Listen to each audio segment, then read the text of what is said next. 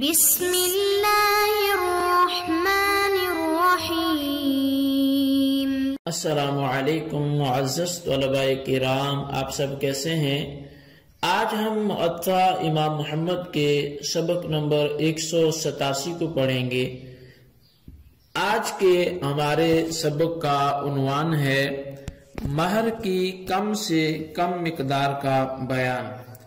آج کے ہمارے سبق کی جو عبارت ہے وہ باب ادنا ما یتزوج الرجل علیہ المرأة سے شروع ہوتی ہے کہ یہ باب ہے اس کم مقدار میں کہ جس کو لے کر بندہ عورت سے نکاح کرتا ہے، یعنی کم از کم حق مہر کی مقدار رکھنے کا بیان۔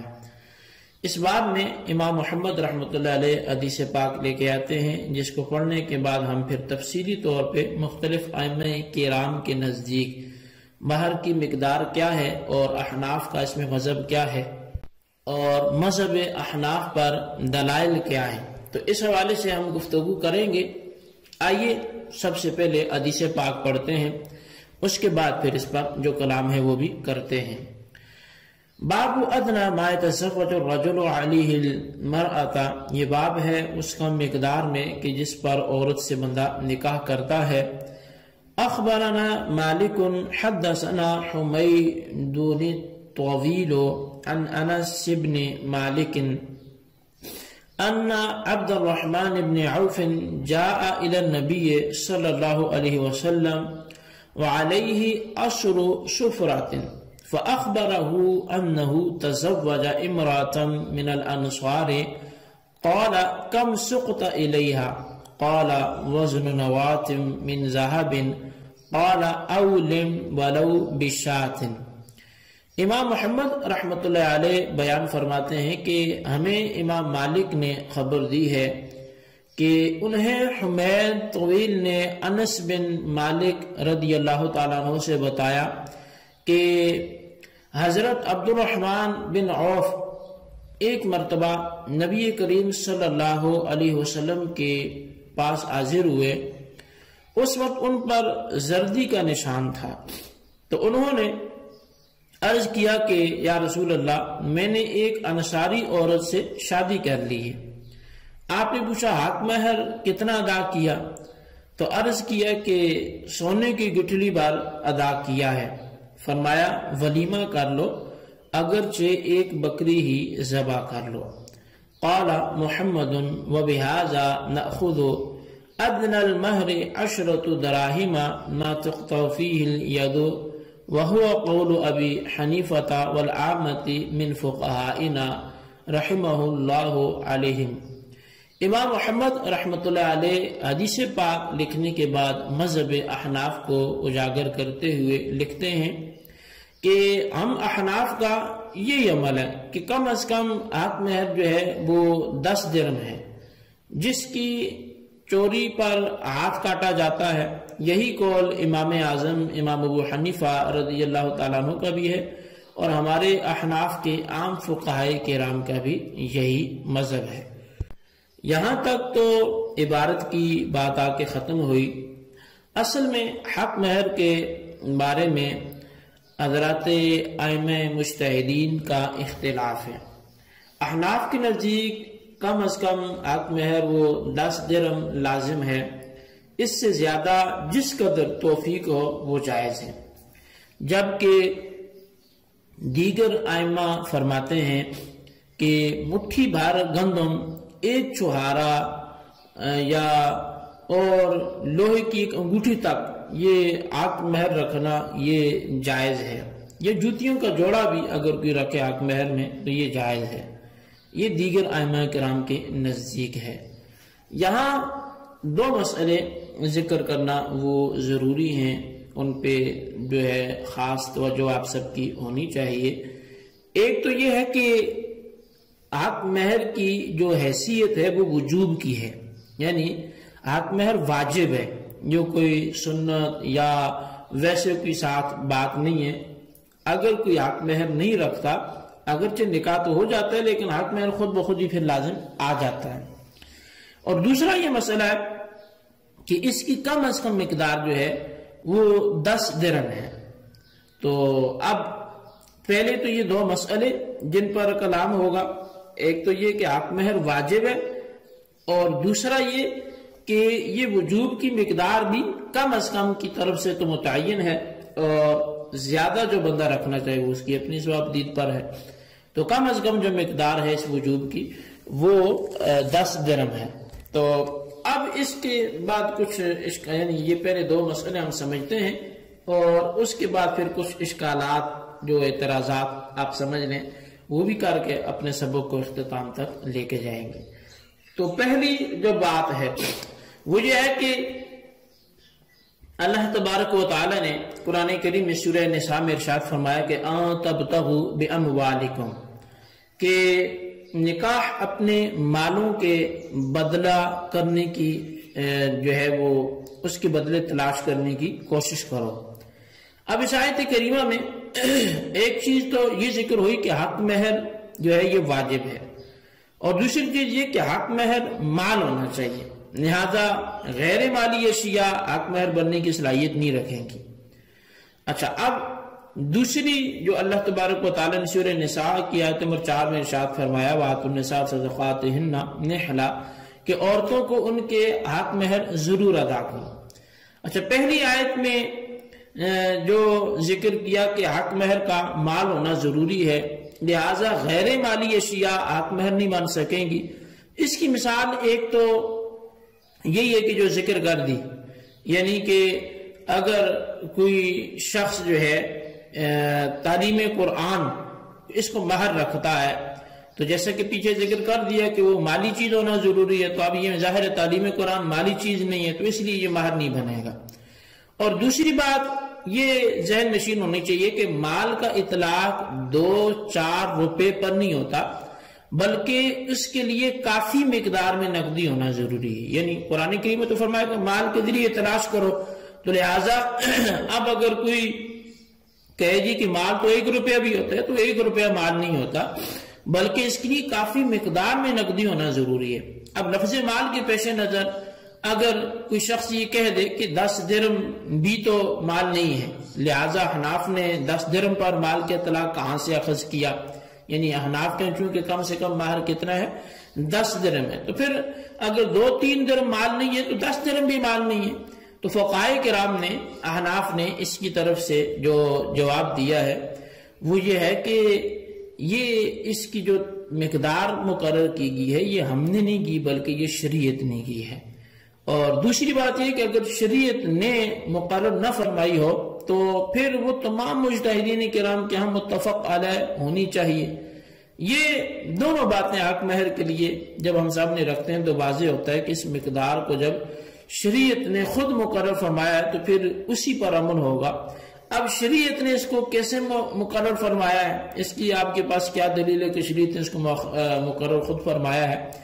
تو اس حوالے سے دارقطنی کی 3 جلد میں حضرت جابر بن عبداللہ رضی اللہ تعالیٰ عنہ کے حوالے سے حدیث پاک موجود ہے کہ آپ بیان فرماتے ہیں کہ نبی علیہ السلام نے ارشاد فرمایا عورتوں کا نکاح صرف کف میں کرو، اور عورتوں کی شادی صرف ان کے ولی کریں گے، اور حق مہر جو ہے وہ ولا مہر دون 10 دراہم کہ حق مہر وہ 10 درہم سے کم میں نہیں ہے۔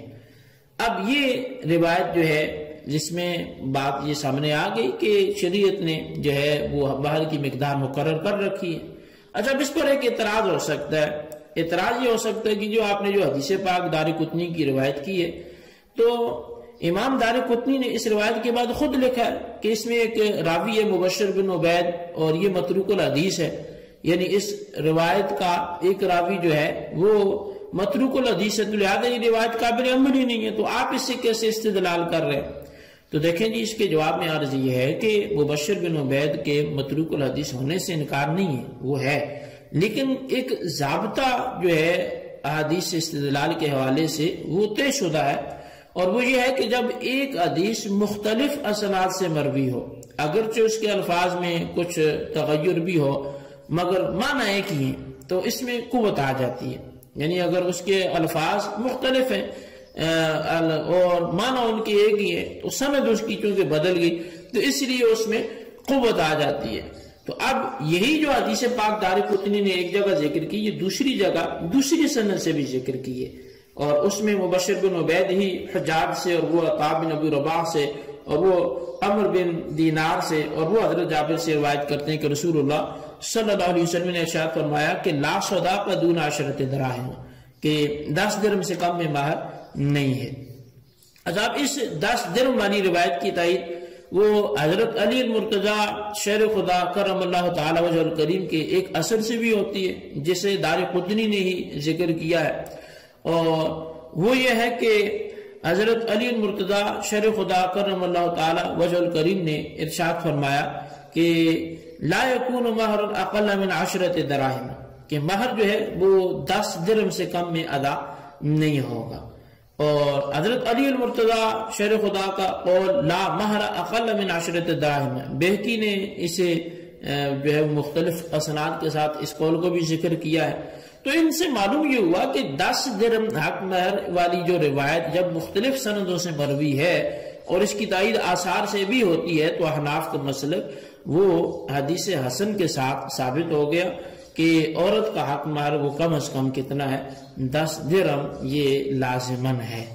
اچھا، اب یہاں پر ایک بات جو ہے وہ مزید آپ کے سامنے میں رکھنا چاہوں گا، یہ تو نقلی حوالے سے کافی اس پر ایسی چیزیں ہیں کہ جو روایات ہیں، آثار ہیں، تو میرے خیال سے ہمارے سمجھنے کے لیے اتنی بات کافی ہے۔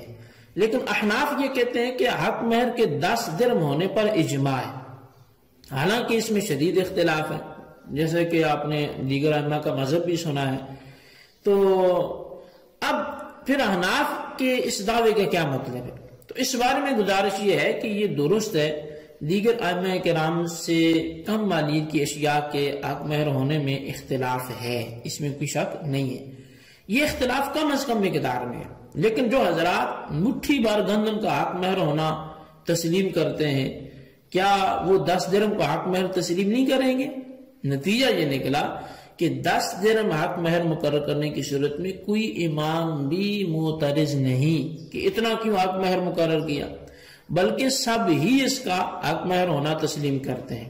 اس سے اگر کم مقرر کیا گیا تو احناف کو تسلیم تو نہیں ہوگا، لیکن باقی سب کو ہوگا۔ تو اجماع کا مطلب یہ ہوا کہ اس مقدار میں کسی کو اختلاف نہیں، یعنی جو مقدار احناف نے لی ہے 10 درہم کی، تو اس میں کسی کو اختلاف نہیں ہے۔ تو احناف کو جو مسلک نکلا وہ اجماعی نکلا، جبکہ دیگر مسالک میں اگر کسی کے اختلاف نہ بھی ہو تو احناف کا تو ہے۔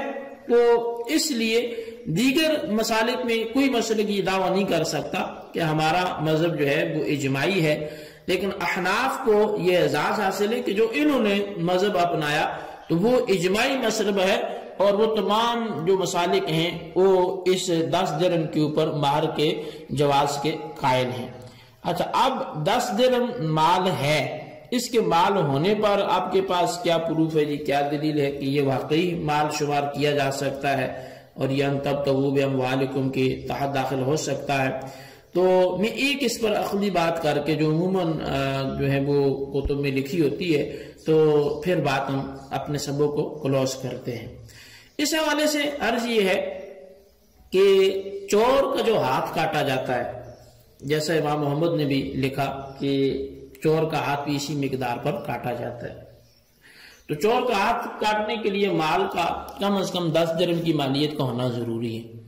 اس کا مطلب یہ پتا چلا کہ اور مرد کا ہاتھ یا چور مرد عورت ہو، اس کا ہاتھ جو کاٹا جائے گا تو ہاتھ ایک عضو انسان کو، اس کی قیمت کیا ہے؟ کم از کم 10 درہم ہے۔ تو اس سے یہ سمجھ آیا کہ ایک عضو کی قیمت کم از کم 10 درہم ہے۔ تو اسی طرح ملک بضع کا مالک بنتا ہے، بندہ جب نکاح کرتا ہے تو ایک عضو کی قیمت وہاں بھی کم از کم کتنی بنی؟ وہ 10 درہم ہی بنے گی۔ تو لہٰذا اس تناظر میں عقل بھی یہ تقاضا کرتی ہے کہ جیسے چور کا ہاتھ کاٹنے کے لیے مالیت 10 درہم ہونا ضروری ہے کہ ہاتھ کی قیمت وہ لگ سکے، تو اسی طرح ملک بضع کا مالک بننے کے لیے بھی کم از کم 10 درہم وہ قیمت ضروری ہے عضو انسانی کی قیمت کے طور پر۔ تو بہرحال اس سے بھی مذہب احناف ثابت ہوتا ہے کہ 10 درہم سے کم میں جو مہر ہے وہ نہیں ہونا چاہیے، جبکہ دیگر علماء کہتے ہیں کہ جو چیز ثمن بن سکتی ہے، بے میں قیمت بن سکتی ہے، وہ نکاح میں مہر بن سکتی ہے۔ تو بہرحال احناف کا مذہب بھی راجح ہے، یہی صحیح ہے، اور اسی کو اپنانا ہے، اسی پہ عمل کرنا ہے، اور اس کے دلائل کو آپ نے رجسٹر پہ ضرور لکھنے ہیں۔ اللہ تبارک و تعالیٰ ہمیں یاد رکھنے کی توفیق نصیب فرمائے، آمین بجاہ نبی الامین صلی اللہ علیہ وسلم۔